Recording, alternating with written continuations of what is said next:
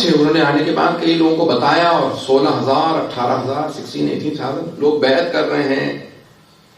جناب مسلم نے فوراً پہلا کام کیا. سید الشہداء نے کہا ذرا آپ جا کے اینالائز کیجیے گا سچویشن کو وہاں پہ, اس کے بعد مجھے خط لکھ دیجیے گا. تو جناب مسلم نے فوراً خط لکھا, مولا آپ عراق چلے آئیے,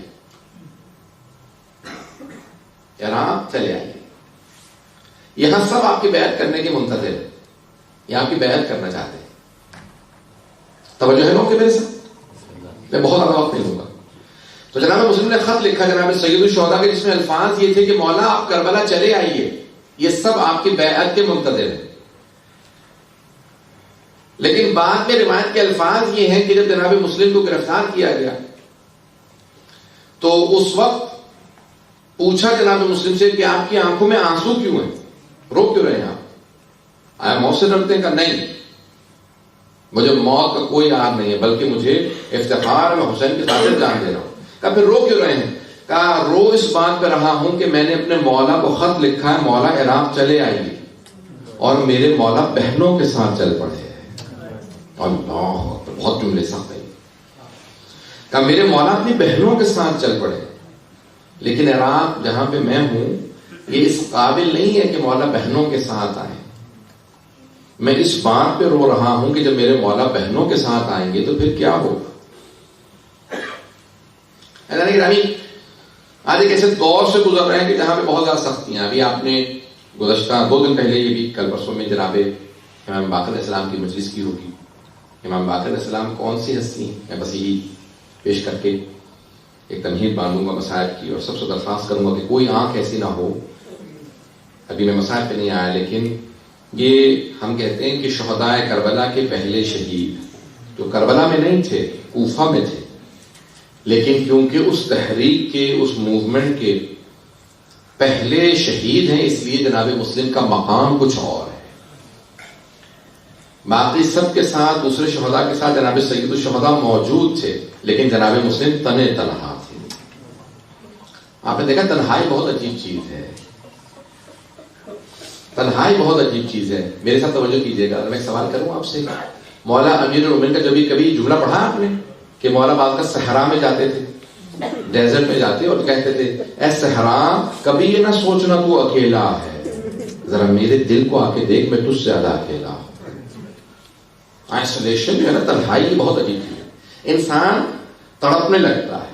کب پیغمبر اسلام آئسولیٹڈ نہیں تھے, جب بات کرنا چاہتے تھے تو میں موجود تھا, لیکن میرے پاس کوئی ایسا نہیں ہے جس سے میں بات کر سکوں. حسنین دونوں چھوٹے ہیں, سیدہ خود مصائب میں ہے. اب تصور کیجئے گا جناب مسلم نے عقیل کوفے میں بالکل تنہا رہ گئے, تنہا, اور اگر تنہائی کے ساتھ ساتھ پردیس بھی ہو. مولا فرماتے ہیں کہ پردیس اگر انسان تنہائی میں آ جائے نا, امیر المومنین فرماتے ہیں, اور پردیس بھی ہو اور دولت بھی ختم ہو جائے, تو پھر پردیس انسان کو کھانے کے لیے آتا ہے. میں آگے جا کے پیش کروں گا ابھی, لیکن جملہ سن لیجیے بھی اگر دیکھ سکیں تو. جب جناب مسلم کو انہوں نے ہاتھ پاؤں باندھ کے لے کے گئے نا عبید اللہ نجار کے پاس, تو کہا کہ کوئی آخری وصیت ہے, ہم آپ کو مار دیں گے. کہا ایک وصیت ہے. کہا کیا وصیت ہے؟ کہا یہ میری زرع بیچ دینا, اور کچھ سامان تھا, کہا اس کو بیچ دینا. کہا میں نے کچھ لوگوں سے ادھار لیا تھا کوفے میں, میرے اس ادھار کو لوٹا دینا. اللہ اکبر, مولا کتنے غریب ہیں کہ وہاں پہ کہتے ہیں کہ میری زرع بیچنے کے بعد یا انگوٹھی بیچنے کے بعد میرا ادھار اتار دینا. کہا کہ کیوں, آپ نے قرضہ لیا تھا؟ کہا قرضہ اس لیے لیا تھا کہ میں جب اکیلا رہ گیا تھا تو کھانے پینے کے لیے بھی کوئی مجھ سے ملتا نہیں تھا. ایسا نہ ہو کہ مسلم کچھ ادھار مانگے. اللہ اکبر. جب آئے تھے تو 2 بیٹوں کو ساتھ لے کے آئے تھے. آپ اولاد والے ہیں, میں ایک سوال کروں آپ سے, اگر کسی کے بچے چھوٹے ہوں اور آنکھوں سے دور ہو جائے تو کیا کیفیت ہوتی ہے انسان کی؟ میں ایک سوال کروں گا آپ سے, میں بھی مسائل بہت پڑھنے والا ہوں, مجھے معاف کیجیے گا, میں سب مسائل پڑھنے کا آتی ہوں. آج میں پوری کوشش کر رہا تھا فضائل پڑھوں, لیکن میرا پورا ذہن مسائل کی طرف ہے. 3 ایسی ہستیاں ہیں جنہوں نے جناب سید الشہداء پہ اپنی پوری نسل قربان کر دی. 3 ہستیاں. پہلی ہے جناب زینب کبریٰ، بی بی نے اپنے دونوں بیٹے امام حسین پہ قربان کر دیا. دوسرے جناب مسلم، 4 بیٹے تھے، 2 کربلا میں شہید ہوئے ہیں، 2 کوفہ میں شہید ہوئے ہیں. آپ سوچ رہے ہوں گے تیسری ہستی کون ہے؟ پیش کروں تیسری ہستی کون ہے؟ تیسری جناب رباب. مولا کا ایک بیٹا ہے، ایک بیٹی ہے. اپنے بیٹے کو امام حسین پہ قربان کر دیا. کہا مولا جب موقع ملے گا آپ کی بیٹی بھی آپ کی راہ میں قربان کر دو. اجرکم اللہ، اجرکم اللہ. بس بھائی یہ آخری مجالس ہیں، اس کے بعد پھر محرم ہے، ابھی تو عیدیں آنے والی ہیں. سنیں گے جناب مسلم میں عقیل جب طوا کے گھر میں گئے نا تو وہ ایک مومنہ تھی، بہت بوڑھی تھی. انہوں نے کہا کہ میں آپ کے لیے کھانا بنا دوں گا، نہیں کوئی زحمت نہیں دوں گا، صرف مجھے کچھ پانی لا دے تاکہ میں وضو کر کے تہجد کی نماز پڑھ لوں. تو ایک مرتبہ ایک سامنے حجرے میں بیٹھے تھے، تہجد کی نماز پڑھی. تہجد کی نماز پڑھنے کے بعد کچھ دیر آرام سے اپنے ہی زرہ پہ سر رکھ کے لیٹ گئے. خواب دیکھا کہ جناب امیر آئے ہیں، بائیں پھیلا کے کہتے مسلم میں آپ کو لینے کے لیے آیا. جناب مسلم سمجھ گئے یہ میری آخری رات ہے، چچا لینے کے لیے آئے ہیں. میں کہوں گا اے جناب مسلم آپ کی عظمتوں کو سلام، جسے علی لینے کے لیے آئے ہیں. بس بھئی ایک مرتبہ اٹھے اور تصور کرنے لگے کہ میرے بچے نہ جانے کہاں ہوں گے، جب میں اتنا در بدر ٹھوکریں کھا رہا ہوں، نہ جانے میرے بچے کس کے پاس ہوں گے.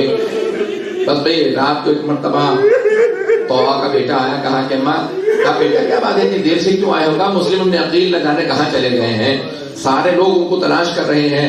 اور عبید اللہ بن زیاد نے انعام رکھا کہ بیٹا خوف خدا کر، وہ علی کا داماد ہے، وہ علی کا بھتیجا ہے. کہا نہیں اماں مجھے عبید اللہ بن زیاد کا انعام چاہیے. کہ نہیں بیٹا.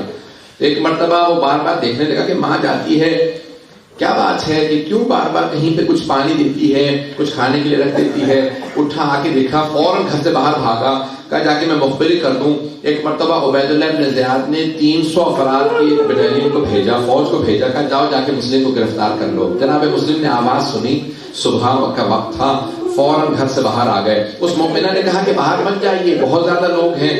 کہا تم نے مجھ پہ احسان کیا تھا، گھر میں پناہ دی، میں نہیں چاہتا جس نے مجھے پناہ دی اسی کے گھر میں میری وجہ سے حملہ ہو. مولا آپ کی عظمتوں کو سلام.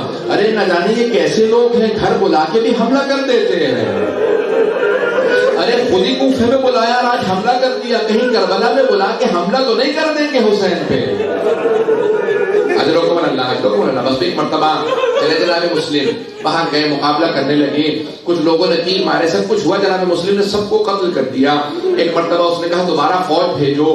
جب تیسری مرتبہ فوج منگوائی نا تو عبید اللہ بن زیاد نے کہا ایک آدمی کو گرفتار کرنے کے لیے تیسری مرتبہ فوج منگوا رہے ہو، کیا بات ہے؟ کہا یہ کوئی کوفے کا بقال نہیں ہے، یہ علی کا بھتیجا ہے، یہ علی کا داماد ہے، علی کا شاگرد، ایسے آسان نہیں گرفتار کرنا. بس ایک مرتبہ انہوں نے کیا کیا، 400 افراد نے زمین میں گڑھا کھودا، کا دھوکہ دیں گے، اس پہ کچھ ایک مرتبہ گھاس وغیرہ لگا دی. جیسے ہی جناب مسلم قریب آئے تو ایک مرتبہ گڑھے میں گر گئے. جیسے گڑھے میں گرے نا، اب مجھے نہیں معلوم کیسے پیش کروں گا. تو انہوں نے کہا مسلم ہم آپ کو امان دیتے ہیں، وعدہ کرتے ہیں آپ امان میں ہیں. جناب مسلم نے کہا خدا کی قسم کھاؤ اور پھر کہو امان دیتے ہو. انہوں نے کہا ہاں اللہ کی قسم ہم امان دیتے ہیں. جناب مسلم نے تلوار اپنی دے دی. جیسی تلوار پھینکی نا وہ گلے میں رسیاں ڈالنے لگے، زنجیریں ڈالنے لگے. جیسے گرفتار کرنے کے لیے پورے جسم پہ انہوں نے رسیاں باندھی. جناب مسلم نے جملہ کہا ھذا اول البدر، یہ پہلا دھوکہ ہے. تم نے خدا کی قسم کھا کے مجھے دھوکہ دے دیا، یہ پہلا دھوکہ ہے. گرفتار کیا. اب جیسے گرفتار کیا کچھ لوگ ایک مرتبہ تلوار سے وار کرنے لگے. جناب مسلم کے لب کٹ گئے، ہونٹوں سے خون بہنے لگا.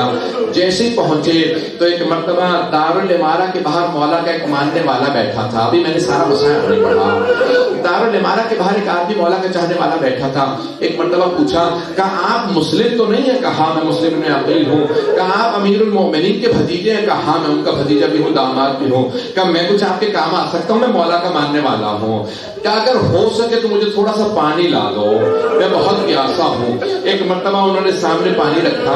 جناب مسلم پانی پینا چاہتے تھے، کٹے ہوئے لبوں سے خون بہنے لگا. کہا میرے اس پانی کے اندر بہت زیادہ خون آ گیا، مجھے اور پانی بدل کے دے دو۔ اس نے دوسرا پانی کا لیوان لے کے دیا۔ جب تیسری مرتبہ کوزے میں پانی دیا نا اور خون بہ گیا تو کہا کہ شاید خدا یہی چاہتا ہے میں اس کی بارگاہ میں پیاسا جاؤں۔ یہ شہید کربلا، پہلے شہید کربلا، اسی لیے پیاسے جا رہے ہیں۔ کہا نہیں میں پانی نہیں پیوں گا، بس اب پانی لے جاؤ، میں اکیلا اسی طرح سے جاؤں گا۔ ایک مرتبہ سامنے عبید اللہ بن زیاد تھا، جناب مسلم کے پورے جسم میں رسیاں ہیں، زنجیریں ہیں۔ کہا کہ مسلم اپنے امیر کو سلام کرو۔ کہا میرا امیر صرف حسین ابن علی ہے، میں اس کے سامنے نہ جھکوں گا نہ اسے سلام کروں گا۔ ایک مرتبہ کسی نے کہا کہ عبید اللہ بن زیاد مخاطب ہے، کہا کہ نہیں میں اس کو دیکھنا نہیں چاہتا، یہ حسین کا دشمن ہے، یہ علی کا دشمن ہے۔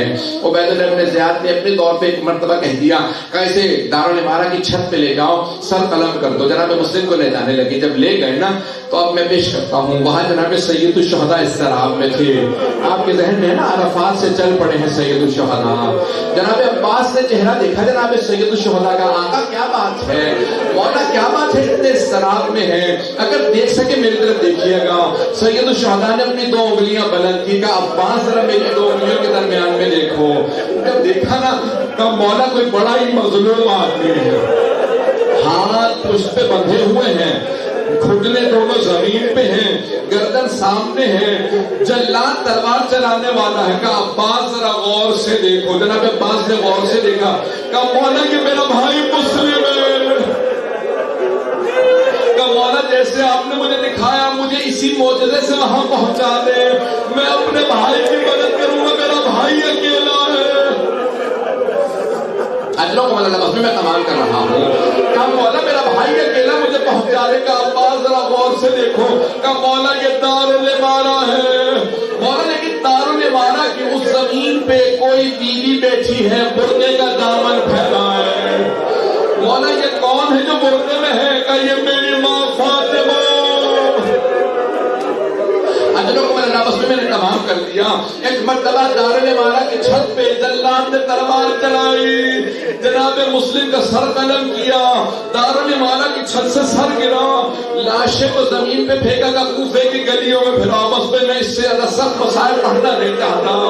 میرے مولا نے جناب سید الشہداء نے آواز دی، کہا عباس خیمے نصب کر دو، ذرا میری بہنوں کو بلاؤ۔ مولا آنکھوں میں آنسو ہیں، خیمے نصب کر دیے۔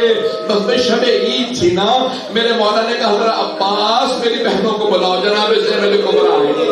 جناب زینب آئی، آنے کے بعد پوچھا بھیا کیا بات ہے، اتنے مضطرب کیوں ہیں بھیا، آنکھوں میں آنسو کیوں ہیں؟ مولا نے ایک مرتبہ جواب دیا، کہا زینب کوفے سے بہت بری خبر آئی ہے۔ جناب زینب سمجھ گئی، ارے مسلم ہمارا بھائی وہاں پہ تھا۔ کہا کہ بھیا کیا بات ہے، کہ ذرا کچھ دیر کے لیے رقیہ کو بلا لاؤ۔